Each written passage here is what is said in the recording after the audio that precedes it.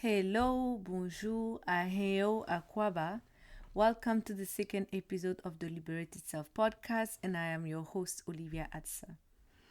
I guess it's a new thing for now, and please go with it. Where I start these episodes by sharing how the weather looks like on my side. So it kind of gives you a bit of an idea of the mood or energy I'm in as I'm recording these. And it's a bit of a strange summer day today since it's been raining for the past 2 days nonstop. So it's kind of gloomy outside, if you know what I mean. And there's no sun for the whole day, or at least most of the day. And the weather most certainly reflects my current mood. I feel very tender and cocooned today, but it also feels like the perfect setting to record this since the topic we'll be exploring can be a bit heavy or delicate or, yeah, difficult to explore or listen to.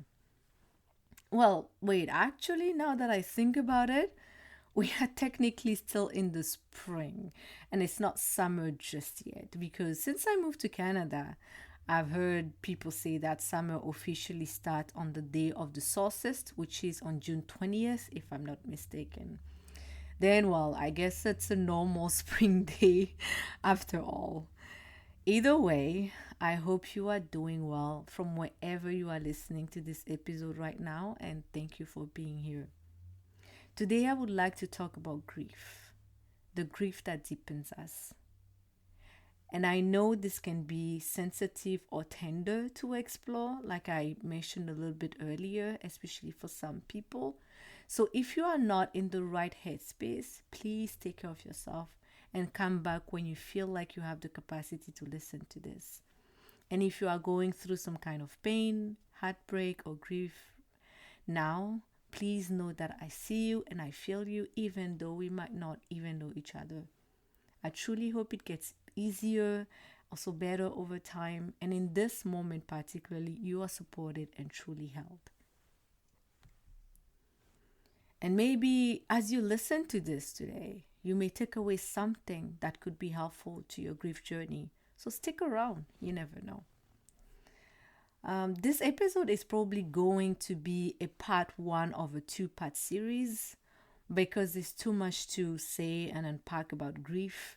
It is also a topic that is very dear to my heart. Weirdly enough, I'm good at talking, writing, and expressing loss or grief, especially when others have a hard time finding the right words to explain what they are feeling. So today is a solo cast like the debut episode, but the reason why I believe there may be more than one episode on grief is because I will soon be in conversation with a very special person in my life on the same topic. I am so excited and so looking forward to this conversation. So stay tuned for part two with our first guest ever. Before I start diving into this new episode, I would like to take a moment to express my deepest gratitude and thank all those who took 20 minutes out of their busy schedule. I know that's 20 minutes of your precious time to listen to my debut episode released on May 17th now. And I mean it sincerely. I appreciate all the congratulations, the words of encouragement that I've received so far, as well as the constructive feedback. All, absolutely all was welcome. I am so glad to hear that you've enjoyed listening to that first episode and you are looking forward to more recordings. It is my hope truly that it gets better and better for you every time you stop by here because the last thing I want to do is to take your time and presence for granted. So yeah, this feedback was so appreciated because I don't know about you, but I'm not one to often pause and sit and relish or appreciate the things that I've accomplished. Like once it's done, I feel relieved and right there I'm ready to move to the next challenge because I have something to prove to myself somehow. And I feel like immigrants always have something to prove to themselves or their parents. And maybe not all immigrants. Hey, I don't know, and I don't want to speak for everyone. But I've seen that in the immigrant women, for example, that I've met and been friends with over the years. We are always on the go, and rest for me particularly for a very long time used to feel like laziness. but not anymore, that's for sure. Anyway, I'm now learning to stop even for just a day to rest, reflect, and celebrate myself, no matter how big or little those achievements may feel. And let me check in with you real quick here. Have you done that for yourself lately? Maybe pause for a moment if you need to and ask yourself, when was the last time you celebrated you? Even for the things you qualify as irrelevant, or you know how you move your hand in the air and say, oh, it's no big deal. Well, when was the last time you realized that sometimes it's the small things or these small steps that count and got you where you are today? Hopefully alive, well, and pursuing your dreams one day at a time. So, yeah, I did pat myself on the back, especially after I released that episode. And believe me, I tried very hard. I did. And I didn't do anything else for the first day or two because I needed to settle back into my body again, hang out with my nervous system, and integrate what had just happened. The amount of adrenaline that was coursing through my veins in anticipation of the release of this project was massive. You have no idea. And I didn't feel it fully until I posted on social media that the first episode was out and it started gaining traction. And at least I know my body well enough in this cycle of my life to recognize what it needs and, where to go or how to find the tools, especially in my toolbox that are required for a specific occasion or for moments like this when I feel like there's been a release of a stress that was stored in my body for a very long time, right? I know what to do. I know how to meet my body where it needs to be met. And as you hear me saying that, when was the last time you took a deep breath and felt grounded into your body, into your womb, and into the present moment, following the impulses of your heart, especially when life pushes you to the edge and asks you to jump, even when you can't see what's on the other side? Think about it. That's exactly what I was doing.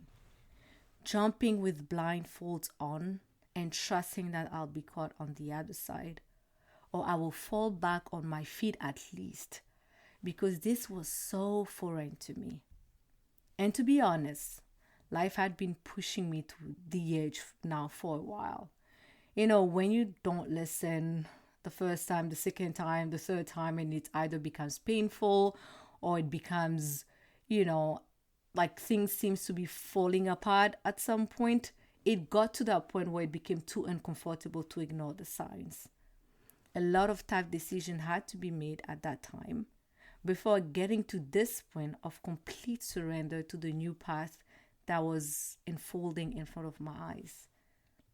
You might have gone through the same process in the past or might have felt it before, but doing something that's completely out of your comfort zone will sometimes make you feel like you are dying. And it's scary. Because whether you are truly dying or not, it doesn't matter. Your body feels something. And that's the truth. There's no denying it. You may not be able to explain it, but you experience it. And only you know what you are going through. The truth is, I did die a little in the process. I think we all do to some extent when we decide to do something bold and super vulnerable. And when I say I did die a little, I mean the version of me that was terrified to be seen and witnessed. The version of me that made herself feel so little and voiceless, that felt like she could only exist in the background. She was scared of being rejected if she showed up for herself or showed up as a full, authentic self. Definitely doesn't exist anymore. Simply because I finally took that leap of faith. And now guess what? You are listening to a new episode and you are getting to know me in the same process. And let's get this straight. It doesn't mean I'm not scared anymore or I don't care about what you think. I don't think I'm capable of not caring at all. And I also do not wish, honestly, I do not wish to live a life of no fear either. because fear is important in certain circumstances. I would say the difference now is at least I'm no longer frozen in time or paralyzed by fear and self doubt. I am no longer talking myself out of taking bigger risks and following the actual impulses of my heart. I am finally creating, not because I'm seeking external validation exclusively and outsourcing my sense of self worth, but because I know who I am and the medicine I carry. Oof, it feels it feels so good to say that. And it took a long time for me to get to this point where I can say I know who I am and the medicine that I carry. And this medicine may not be for everybody, but it will be for some. So I trust that what I have to share is important, and there's someone out there, even just one person, will need this. I was free then, and I am a little more every day since I made the decision to publish that first episode. Anyway, I know I went a bit on a tangent here, my apologies, but I felt like it was important to do that. I needed to take a moment to appreciate you all for being here and leaving a comment after listening to me, especially when it came not only from loved ones. I know they love me and they congratulated me, and they also provided me with ways to improve myself. But I also did appreciate the comments from strangers online. Thank you. And one last thing. If it so happens that you just stumble upon this second episode and you are new to me, I encourage you to listen to the first one, at least to get a feel of what you are getting yourself into before you dive in further. Okay, now that's out of the way, let's get into the topic. If you remember during my first episode, for those who listened to it, of course, I ended the episode with a piece I wrote on pretending to be. But this time around, I'll be starting by reading one of the pieces I wrote on grief. I posted this on Medium back in 2023. And for those who are not familiar with the platform, it is a space for writers. I've had that Medium account for a while now, but to be honest, I was still in my hiding phase. You know, when you publish things in a sneaky way because deep down you're afraid to be judged or to not to get the external validation you secretly crave. So I was very inconsistent over there. And I don't think I've posted anything lately, at least not for a year, I believe. But something worth mentioning though is although I don't have many posts on Medium, this particular piece on grief is my best performing piece so far. I say best performing, but there might be another term used in this case, which I'm not sure of. But by best performing, I meant the piece that had been viewed and liked the most out of everything that I've posted. And to me, that was an indication that grief is an important topic and can be quite a complex emotional response to a situation. In addition to that, I also have had the privilege of being part of community grief circles right after the COVID-19 pandemic. Yep, what a time that was. Sometimes I try to, it's like my body doesn't want to remember what happened during that time, but then it can't help it by thinking about what 2020 was. But yeah, that was an interesting time in all of our lives that I don't think we will forget anytime soon. But during that time, I've listened to, held space for, and witnessed myself and other people moving through grief. And over time, I came to the conclusion that we either don't create enough sacred and safe spaces where we can openly talk about, express, explore grief, or we may not have or forgot the ancestral rituals, the tools that can be worked with when we move through grief or when we are mourning. When we look at the state of the world right now, we cannot ignore or bypass the individual as well as the collective grief that's apparent. You cannot be alive right now and not have your heart broken open, even just a little, with all that is going on closer to home and out there in the world, now that we are all so connected. So you hear everything. You are around everything. You are around the things that are happening closer to you, but also the things that are supposedly happening far away.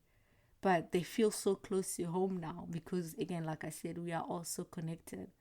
And that can be overwhelming sometimes and can raise certain questions too. And it is interesting how we all have the capacity to feel grief and sometimes talk about grief in these moments when we see what's happening around the world.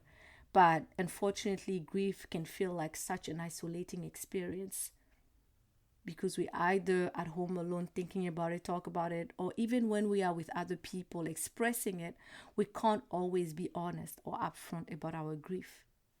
So we experience grief and don't really let ourselves mourn. We don't give ourselves permission to mourn. And let's be honest, not everyone likes or feel comfortable around people who are sad or angry, especially when people are not in touch with their own feelings and they are completely disconnected from the emotional body. I was for a very long time.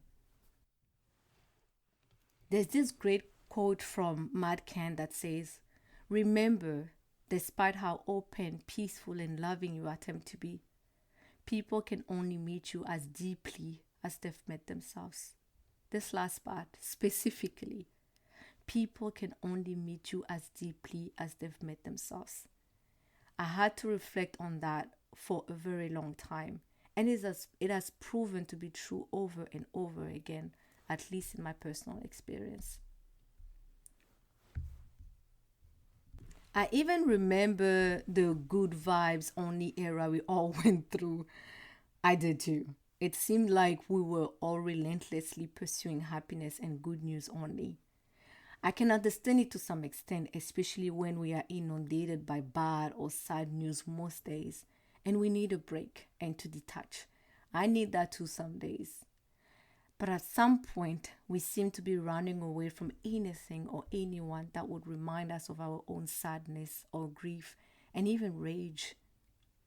Another good example is people wanting or needing to go back to normal right after the pandemic. Or maybe it was while it was still ongoing, but it wasn't 2020, like it was the following year or so. And we grew tired of the restrictions, the isolation, and everything that came with it. And for me personally, I kept asking myself, what normal are we going back to? We haven't, at least I hadn't, even had the space to mourn what was 2020 and the fact that we might have lost 2 years of our lives in a blank. I wasn't even sure what normal was at this point, but one thing for sure was that life as we knew it was gone, and we were navigating so much uncertainty. If you lived in Canada, you know what I mean. And I know we didn't all experience the pandemic the same way, so I'm not speaking for everyone. My experience was brutal because I was living alone at the time, away from family. I had just moved into a new neighborhood and didn't even know my neighbor. I didn't know who they were for a whole year. I couldn't speak to anybody, I couldn't see anybody. So maybe for you, it was the time that you lived your best life, your absolute best life. Clearly, my words don't apply to you here. And I'm happy that happened. But for many of us, it wasn't.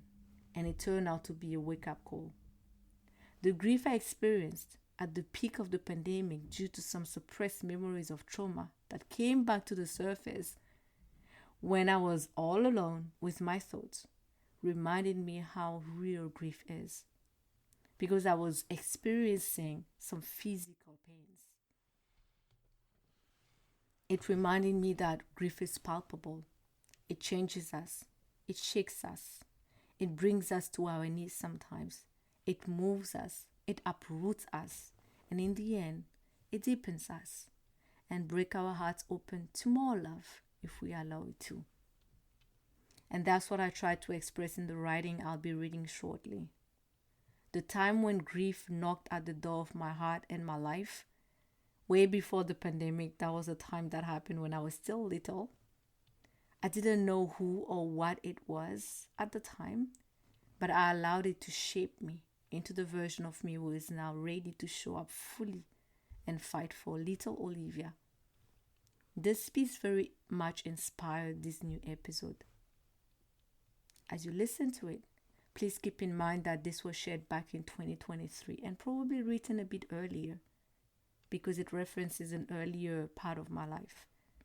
I've had the time and space in community to process a lot of the things that I mentioned in the writing, surrounded by a lot of love and support, but it doesn't make the text any less powerful in my opinion and could speak to someone else's experience out there right now.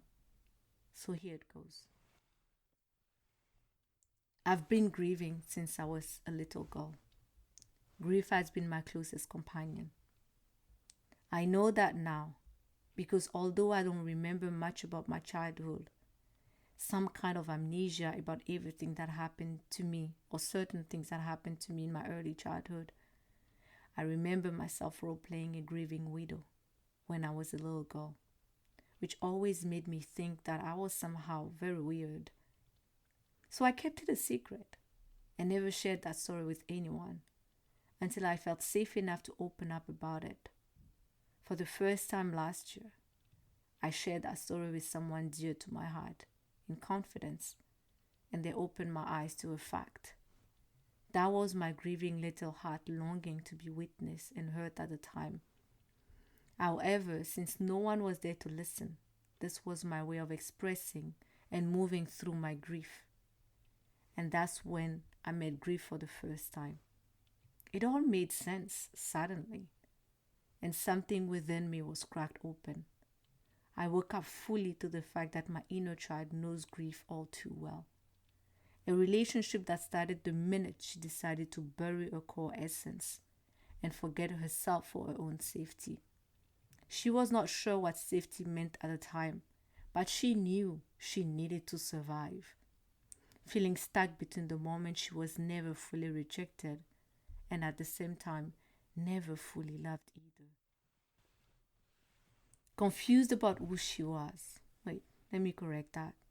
She was never really confused about that, but rather about who she was allowed or expected to be for everyone else. And in the middle of all of this confusion, she lost herself for good. Although she forced herself at times to fit in so she would never feel rejected again, she never stopped grieving. Today, I still remember the times when she would feel such deep sadness on her way back home after a day outside. The day she would sob and her tiny tears would drop on the perfect white pages of her intimate journal when pouring her heart out on paper as a reminder of her grief. Or when she would hide in the bedroom, crying herself to sleep while making sure no one would hear or see her in tears. Being reminded that she was different, too much, sometimes too emotional, and needed to tone her feelings down a notch. Most of the time, truthfully, making people feel uncomfortable because she was reminding them of the emotions and wounds they did not want to face, or maybe were too scared to face. Feeling her heart constantly breaking into million pieces in pain and never fully understanding why. Because when asked, she could never really explain why she was heartbroken. All she felt was that she was longing for a home she wasn't even sure existed. Ever since she denied herself, she never really stopped grieving, and she never had anyone witness that pain. Pain that later transformed into dis-ease for most of her life, because she did not have the words for it and the tools to release all that was stored inside. Her body kept the score ever since, and she started fearing that little body, always trapped in flight or freeze mode. So grief has since been a friend to my inner child, a companion especially when her body needed release without finding the right words. Today I have the words, because grief gave us both that space to accept that we felt broken for a very long time and we were lost. We could finally allow ourselves to fall apart, let ourselves die so we could be reborn.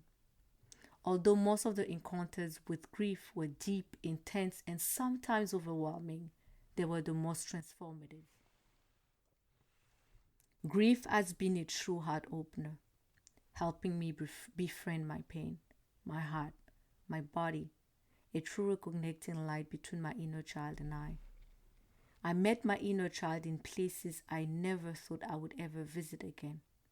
And with the help of wonderful women supporting me on this beautiful and messy journey, we witnessed her grieving and broken self. Now she's teaching me how to forgive and let go, reminding me of the deep well of love that exists inside us. Grief brought me back home to myself. There was a lot that was said in this piece, but for the purpose of this episode specifically, I will focus on the significance of being witness in moments of grief, because that was the whole idea behind the piece when I wrote it originally. To me, grief is one of those emotions when in the moment, you don't always know what to do with or how to express. You can expect it to happen, but you can never be fully prepared for it, because only when it hits you does your body figure out what to do if you allow it. And only if you allow it, because sometimes you do not have the courage to even allow it to happen. I remember a couple of weeks ago, I was in conversation with a dear friend of mine, and I was trying, her and I love having intense, I would qualify them as intense sometimes, but also deep conversation about life and personal experiences. And I was trying to find the words to explain like how grief feels to me sometimes. And I was struggling until I read Chimamanda Adichie's personal history notes on grief essay in the New Yorker a couple of weeks ago. And I was like, that's it. She hits the nail on the head. So let me read a snippet for you so you understand what I mean. So she said, grief is about language, the failure of language, and the grasping for language. The pain is not surprising, but its physicality is.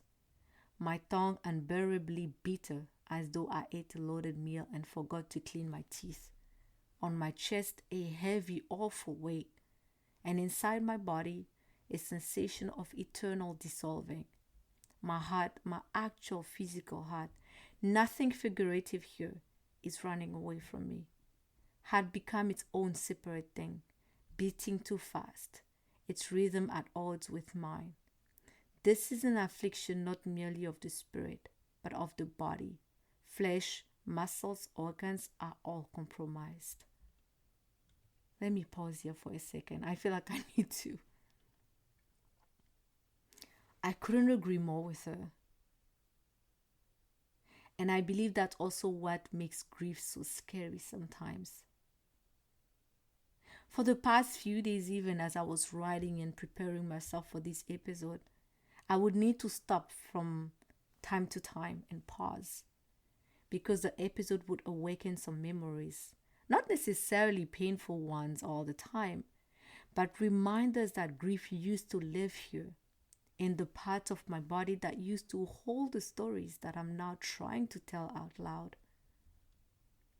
It is so fascinating to me how grief is always so palpable to me, and I'm sure I'm not the only one. I believe there's also something so beautiful about it at the same time, because I can try to run away from it as much as I want to, but it always catches up with me at some point. And I'm glad that at least I can express it and I can allow myself to feel it. Also now I have the tools to know how to feel it, not to feel like swallowed up or something. But I never succeeded in talking myself out of feeling those deep and intense emotions. And believe me, I tried. If you're like me, you probably tried all sort of distractions, especially during the day. But then I find myself alone at night in my bed, and there's nowhere to hide, nowhere to go. Like people say, the only way out is through. So when I finally stop running away and avoiding and allow myself to feel and embrace them, there's always freedom on the other side. Some people feel grief so intensely that they wail and lament. That would be me. Some people avoid it or block it out of fear of being swallowed by the pain. Some people are so shocked by the loss that their bodies shut down or freeze. I don't think there's one correct way to experience or express grief. They are all absolutely all valid. I just think one thing or one important thing that is most of the time missing is the witnessing of the person in pain or lost. And part of the witnessing is maybe doing it by yourself, with others, or having healthy rituals, sometimes ancestrals, and tools that are needed to process the grief and allow yourself to mourn, truly mourn. Growing up, I learned that in my Akan culture, grieving was one dimensional. You mourn when you lose someone. You learn from watching others. I remember watching elders do it too, or you are shown what to do. Over time and with life experiences, I should add, I realized that grief could show up in a multitude of ways. For instance, change can bring about grief. And in my case, every time I was moving to a different country or city before because I moved around a lot and I was leaving my family behind, I was grieving. So transition bring about grief. Regret, anger, rage, fear, they can all bring about grief. I do even believe that sometimes joy bring about grief in certain circumstances. The reality is that life is painfully beautiful most of the time, and tragedy and suffering exist alongside beauty and love. The beautiful thing, though, about being born around those sacred rituals, even when they were taught one dimensionally, is although I couldn't name grief and I was yet to experience the loss of a loved one, I knew what to do intuitively when I felt lost and alone. When I was playing the role of a widow at that time, like I explained in my writing, my body at that age intuitively knew what needed to be done to move through the pain the best way I could. And although no one was there, I knew the significance of funerals and mourning. Since I wish to speak mostly from personal experience and I tend not to generalize experiences from across the continent, I would say mourning in most African cultures, maybe not all, but it is a community experience. It is a sacred act of communion between the living and the dead, who we believe deserve to be honored for their lives and for all the good that they have done while they were still alive. It feels like those who are still alive have the duty to send the person off well so they can cross over in a good way, especially when it's an elder. We honor the person for who they were and celebrate their existence.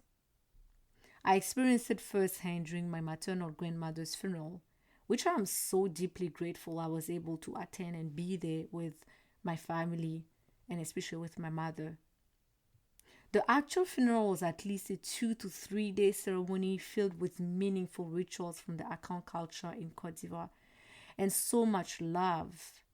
And it doesn't even start there because there are so many things that happen month prior, and there are some steps that have to be taken or followed a few months before the actual burial or funeral.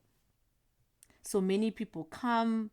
For my grandmothers, for example, many people came. There were also a decent amount of monetary donations to support the family. I guess it also helps that my grandmother was a kind-hearted woman and she did help a lot of people in the village. By the way, the Akan in Cote d'Ivoire come from Ghana originally, so we have similarities in cultural traditions. And some people might recognize what I'm talking about right now. And I imagine it might be the same in other indigenous cultures around the world. And I would love to hear if you have some stories, rituals, or practices to share. Please do send an email. I would love to hear it. Even in that same piece I was talking about earlier, personal history from Chimamenda's Adichie's, she emphasizes the importance of communal mourning so beautifully as well from an Igbo and African approach. And she's from Nigeria, which is in West Africa, actually not too far from Cote d'Ivoire. She says, there is value in that Igbo way, that African way, of grappling with grief, the performative, expressive outward mourning, where you take every call and you tell and retell the story of what happened, where isolation is anathema and stop crying a refrain. The biggest takeaway from her piece, and speaking from personal experience, is the community involvement and support during loss. Everyone is involved in funeral proceedings, even kids. You may not be involved like in the early discussions because it might be between elders, but when it comes to the burial or the funeral, you get involved. Even as a kid, we were grandkids for my that were part of the ceremonies as well for my grandmother. And I would actually like to expand a little more on the witnessing, community involvement, and support by giving you a glimpse into what the Akan tradition looks like when it comes to grieving, mourning, because I think it will be helpful. But for the sake of time, I'll try not to go into too many details. And I would like in the same breath to take a moment here to honor my mother, who is also one of my biggest teachers in this lifetime, for imparting this knowledge onto me. So in the Akan culture, we generally don't rush to bury someone when they pass away. We take our time sometimes, even 6 months, because the most important is to send the person off the right way. We have people who gather and support the grieving family for weeks. People come from all over carrying money, food, and whatever the family may need, even if it's just their presence. They stay together for days, sometimes weeks, before the actual burial date. Women also come together to cook during those days to make sure everyone is well fed. On the day of the funeral, for example, we wear a uniform, and the fabric used needs to have specific colors. So in the Akan tradition, for instance, most colors used are brown, a mix of black and red, blue, and white. Brown and black and red, so brown separately or black and red together, is usually used when the person is an elder. And when the person is younger, we use a brighter color, mainly white or blue.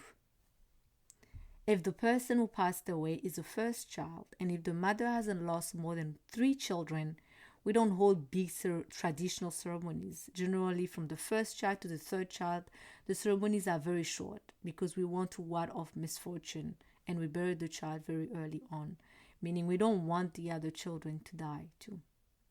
After someone loses a 4th child, that's when we do a funeral with big traditional ceremonies, and we wear white. If it's a mother who carried 10 children, for instance, we wear white and we honor her in a very specific way. There are special ceremonies and dances that we do in her honor. There are even specific plants that are used mixed with clay during the rituals to separate the soul from the family. When a twin dies as well, before the burial, they need to be separated from the siblings, so a special plant is used to separate their souls. The night before the burial, we sometimes expose the deceased body, clothe them in their favorite outfits, and beautify them. And believe me, people then spend the night eating, singing, and dancing in their honor until, early in the morning. During the funerals, there are specific rituals that are performed to separate the deceased person's soul from the home, and we bring them back to the home one last time so they can say goodbye. We have people who come just to weep as they recount the person's life. They are sort of dedicated weepers or mourners. We call them in French, if I'm not mistaken, and based on what my mom told, I think it's les pleureuses. This is a very special kind of storytelling during funerals. They recount a person's life in such a powerful and gifted way that they capture people's attention immediately. I could share a lot more on this, but I think you get the general idea. The Akan truly honor the body and mourn the departed soul. So when someone dies, we get to see how important they were. There are many teachings in the way we honor the dead and how we express grief and also mourning. To me, the Akan way of grieving is storytelling, is sacred remembrance. It is coming together. It is honoring the body and witnessing the soul's journey on earth. And it's also physical outward expression of grief, of pain, of sadness. We don't just get to witness the deceased soul journey though. We also get to witness each other in our pain very early on. And this kind of intentional presence and tender care changes us. It deepens us. Because one thing I realized for myself, and as I was talking with my mother, we said the same thing. I think as soon as we lay the person to rest, we all feel a sense of relief and peace because we feel like we were able to truly say goodbye. We mourned and allowed our grief to move for a decent amount of time. And sometimes, some people don't even leave right away. They stay a few days longer even after the burial to support the grieving family. So the aforementioned experiences have shown me that grief is love and love is grief. We grieve people because we love them and we'll miss them. We'll miss specifically their physical presence. We sometimes grieve even because we once loved and now there's a void, even when the person is not dead or actually gone, we just separated. Only for me personally, I learned to see that void as an opening. And now we have so much more space to feel. I experienced a lot of heartbreaking moments in life, and only when I was no longer blinded by the pain, I could feel my heart expanding. Grief deepens our capacity to feel and be loved. We understand what it means to have loved and lost.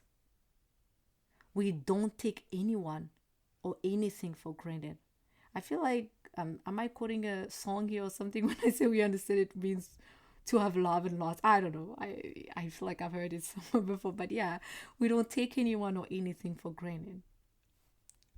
And with time, out of pain and suffering, we allow ourselves to create beauty. Maybe it's time we do the same for ourselves and not just for the people we've lost.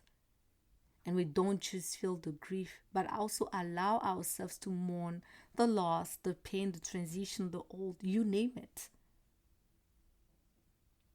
It's time we learn to mourn and honor the old versions of us who died in our process of becoming, our journey of transformation. Sometimes it's a painful process because you're letting go of the versions of you that made you feel safe and that made you feel loved, even if it was an imperfect love. Also, the versions who are longing to be acknowledged and witnessed, even maybe celebrated, like I was talking about at the beginning, for having carried us through life until now.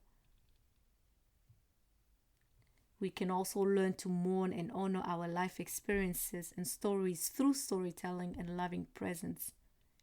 We can move through our grief by sharing publicly or journal privately about our stories, especially the ones that live deep in the shadows. I think you know those stories that I'm talking about, the ones that we are ashamed of, fearful of, or feel guilty about. Sometimes we may be responsible for them, sometimes we are not. But at that time, we didn't know the difference when we decide to bury them deep in the shadows. We can learn and embody ways to express our grief outwardly. We dance, we sing, we cry, scream, laugh, we speak up. We witness our own journeys by sitting with our emotions or letting ourselves be witnessed so we can finally let go of the past and remember our true selves. Underneath all the limiting beliefs, the programming, the colonized mind, the fears, the pain, and all the things that keep us stuck, unable to live the life we truly desire. When we are able to share and be witnessed by someone else, that's great. But let's not underestimate even just the power that exists in being witnessed by ourselves. So that's it. That's all I have for you today. I know I talked a lot about a lot of things, and I hope it is helpful to you in some way. and you were able to take away something from all the things that I talked about. I also hope that this episode invites you to reflect on your own relationship with grief. Is it something you avoid or embrace? Is it something you welcome with ease or with apprehension? Also, maybe as something else that you can think about if you think it will be helpful is, what are some healthy rituals from your own culture that could help you move through grief or mourn in an easier way? If, for example, you are afraid to grieve. And if in the other case you're already familiar with them and put them into practice, I would love for you to send an email and share them with me at hello@olivia@send.com. I will be happy, with your consent and permission, of course, to do like a compilation and talk about rituals from other places in a later episode. So, thank you for hanging out with me today. And before I part ways with you, as always, I would like to express my deepest gratitude for your presence, your open heart, and your listening ear. Mida emunase. Again, which means thank you in my mother tongue. Until next time, all my love.